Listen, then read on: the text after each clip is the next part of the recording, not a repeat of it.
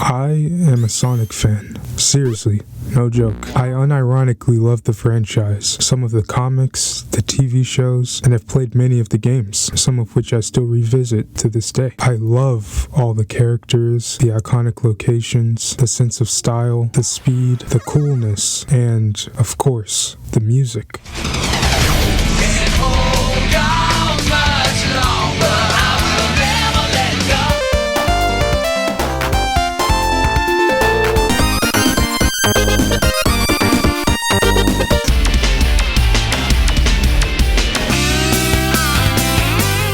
I could make a video about this alone. Being a Sonic fan isn't easy though, especially today. We've all become the laughing stock of the internet and made the butt of many, many jokes, making it feel like a heinous crime to simply be a part of the community. Well, that and the several duds the franchise has had over the past several years, bumbling around with half-baked ideas or concepts that had potential, but were clearly rushed towards the end, likely due to tight deadlines. The Werehog stages in Sonic Unleashed, Sonic Lost World's disjointed level design, Sonic Boom.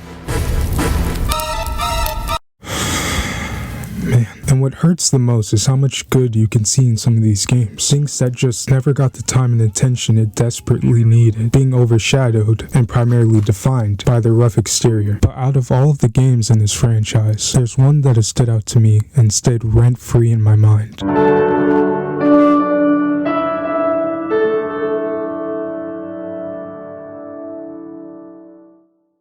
Sonic and the Black Knight, released exclusively for the Wii in 2009 as a direct sequel to 2007's Sonic and the Secret Rings. It follows Sonic's adventures getting trapped in a fictional interpretation of Camelot, the court heavily associated with King Arthur and medieval folklore, and, with the help of a trusty sword, Caliburn, later revealed to be the iconic sword Excalibur, Sonic is tasked with proving himself worthy as a swordsman and Knight of the Wind, and to defeat the Black Knight and to save the world.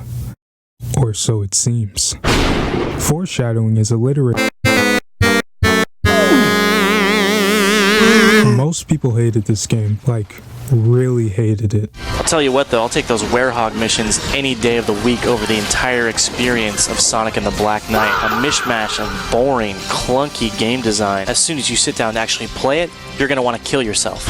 It almost feels like this game is a little embarrassed by its own existence. It was very swiftly discarded and labeled as gimmicky and a waste of time, with the motion controls being a major point of criticism. Furthermore, I know several people have already made videos covering this game's themes in depth, but this isn't just a rehash of those points. This is far more personal to me. As a result, this video structure may end up feeling a bit disjointed, but I will mostly go in order, tackling the story and gameplay in addition to discussing the art direction and art style, and explain why this Sonic game in particular means so much to me, and why I feel this game represents the heart of the fans. Also, yes, I will come off as extremely biased for this game, but I wouldn't be riding this hard if there wasn't anything of value in it. Let me glaze a bit. Now, with that all out of the way, gather round, beautiful children, as I tell you about one of my favorite games of all time.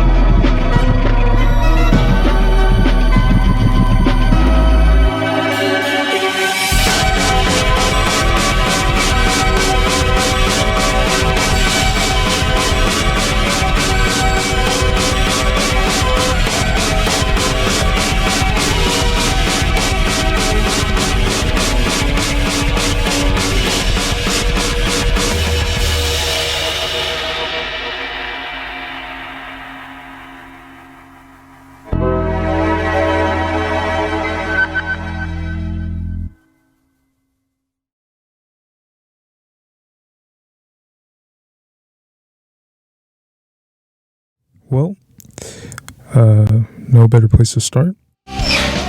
Sorry.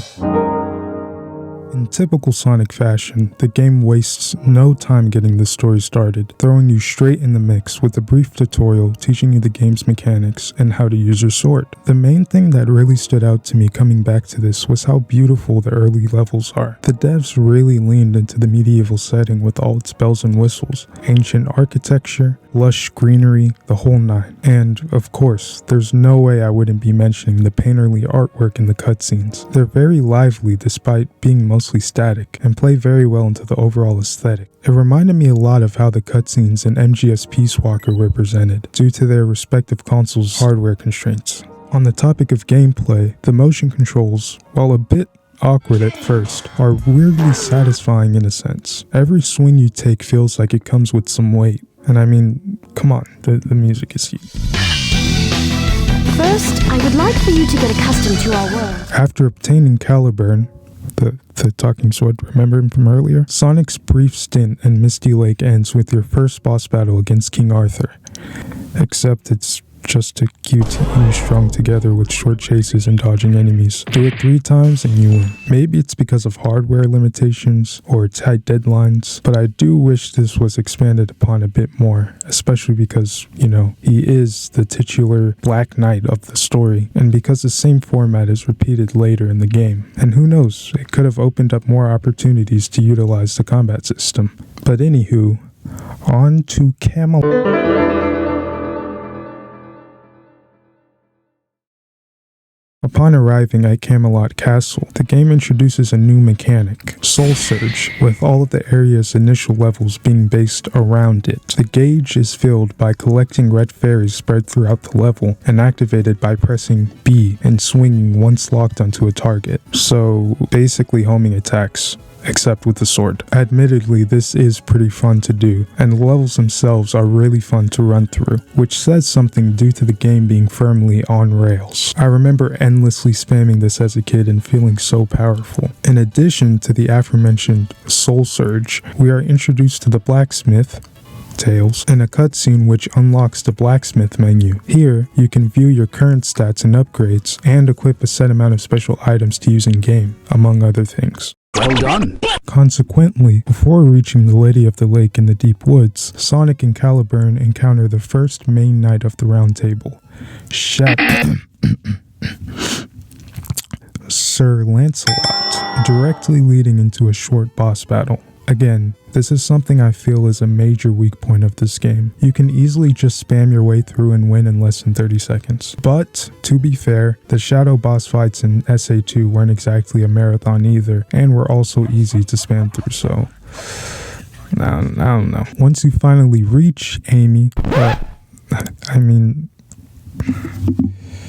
I hate how they named them. She offers to help the two with fighting King Arthur and reclaiming the scabbard, but gives 3 tasks to accomplish before helping you out: saving townspeople from King Arthur's dungeon, offering compassion to those in need, which is just giving them rings, and defeating King Arthur's knights from the underworld. So basically, complete these random challenges. Not much to say here, it's just filler.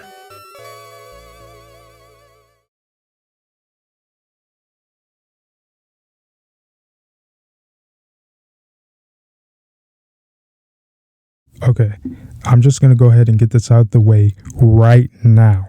This is one of my favorite levels in the whole game, hands down. I mean, look at these graphics, man. Look at the grass. For a second, I thought I was actually outside in the... Wait a minute. This was one of the main 2 levels I remember most vividly as a kid, because this is where the game truly opens up for you and breaks away from the busy, crowded levels from before. Also, this is where the next boss battle takes place, against the Round Table Knight, Sir Gawain. He firmly stands in Sonic's way while on his way to fight the dragon at Crystal Cave, forcing you to fight him to progress. This is also when you get your ass kicked. Stop playing around with me.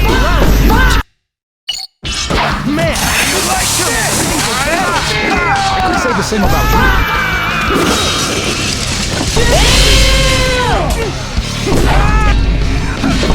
For the first time, you're actually forced to engage with the game's combat through timing and parrying, not just spamming. But because the combat doesn't always feel as responsive to back it up, the challenge feels less exciting and more frustrating. It's almost like the original Dark Souls, where the challenge wasn't just fighting with the individual bosses, but fighting the game itself, or to put it bluntly, the jank.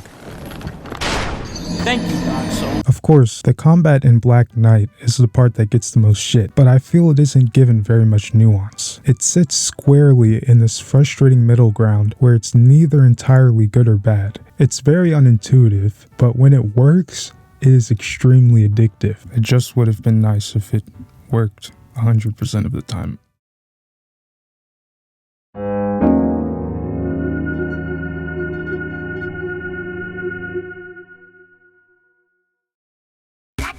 From here on out, this is where we really start getting into the meat and potatoes. You've already gotten up to speed on the basics. King Arthur, Caliburn, Melina, Round Table Knights, Sacred Swords, save the day. So, I'm trimming the fat. Alright, so boom.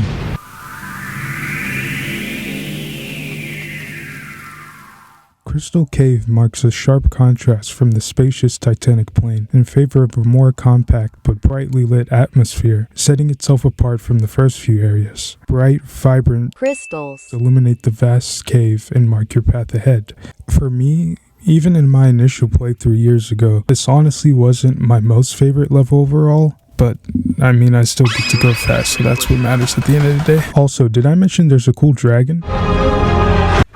Molten Mine is where your platforming skills are put to the test. As the name suggests, there's a lot of lava, pretty fire if I say so myself. The platforming feels a lot more frustrating though. It becomes clear here that the game is actively trying to slow you down. It's like Sonic Team was so scared of you finishing the level so fast and we're like, no. You have to shimmy right here and you have to dodge these frighteningly fast minecarts and rocks and you're gonna love it! What's next? Oh. Shit. Oh shit, not again.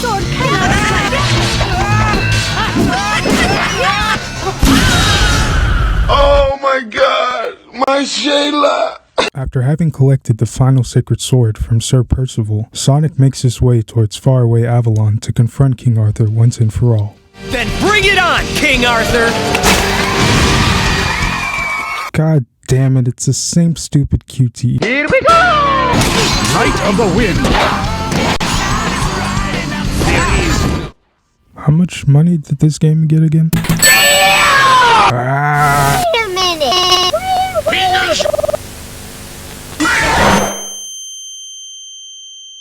I'll never finish him off unless I get in closer. Wait a minute.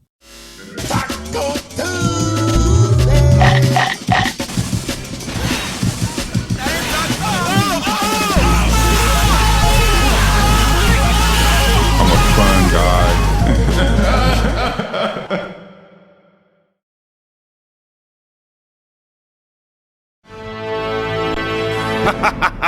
I am immortal. You cannot defeat me. Oh no, that didn't work. How can this be? Never mind.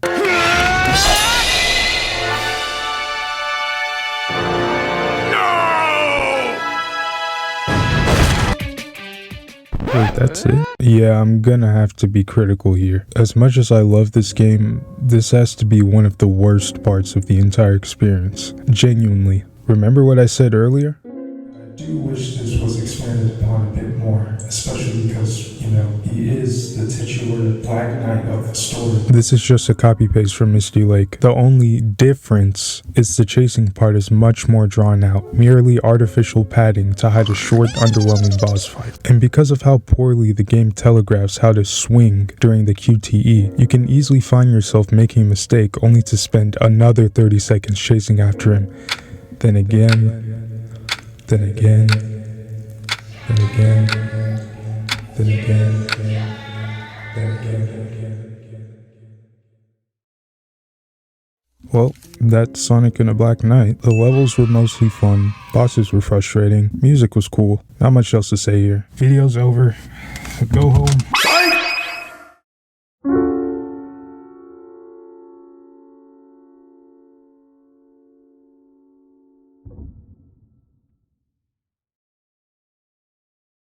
Oh, there are some new areas.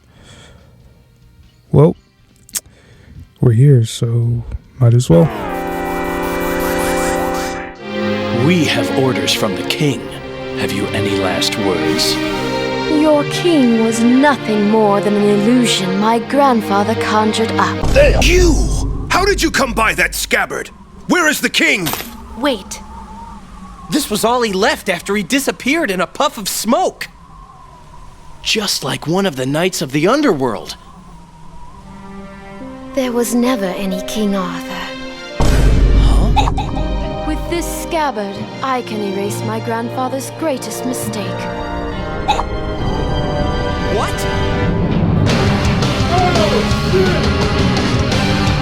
I shall make this kingdom eternal.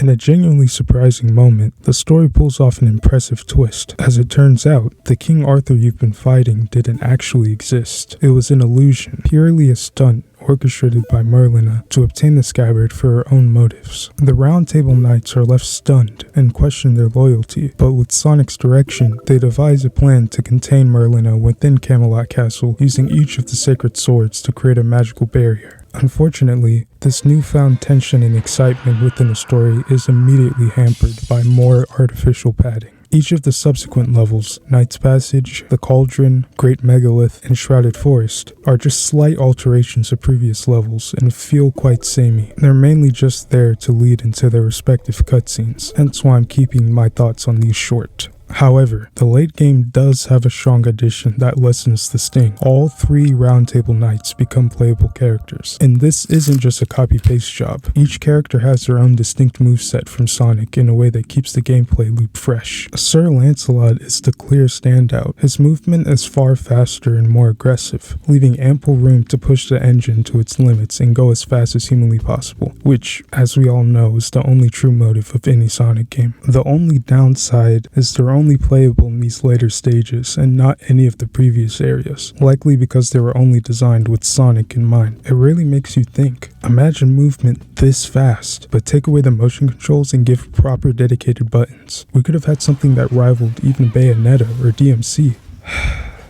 Another lost stream. Still a great addition though. Interesting indeed. Wait, there's a dragon here this whole time? Now's the time. Here we go! Oh wait, we're actually at the end of the game.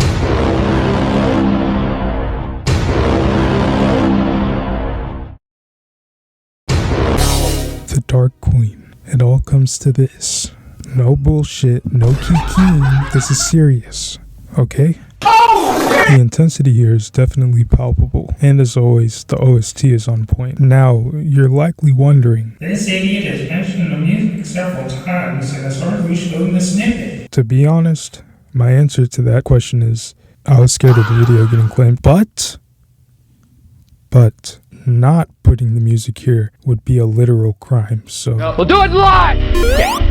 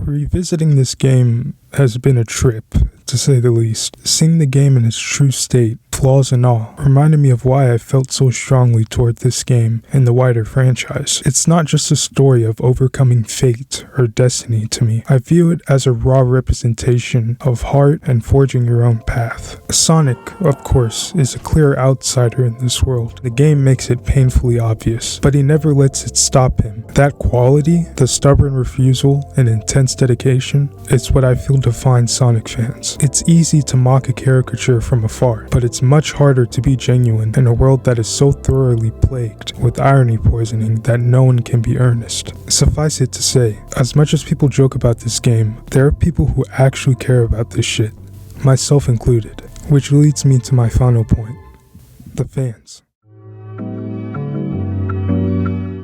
Leading up to the game's release, SEGA held an art contest a year prior for any artist to submit their work to be featured in the game's gallery. Most of the promotional web pages and archival data have since been lost, but the final 20 images are still readily accessible within the game itself in a nice, comfy slideshow. This energy has never left the fandom either. Even today, so many talented creators are still putting out massive, ambitious projects that put most major studios to shame. Well, not all of them. 16 times the detail.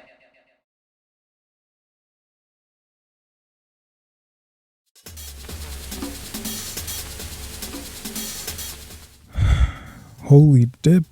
I actually finished this. I'm gonna be honest, I nearly scrapped this project twice over this past year because I didn't know what to do with it and I thought most wouldn't really care, but I'm glad I stuck with it to the end.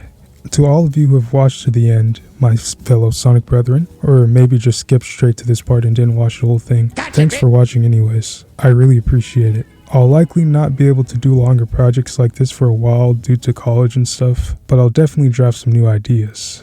And yeah. Okay, bye.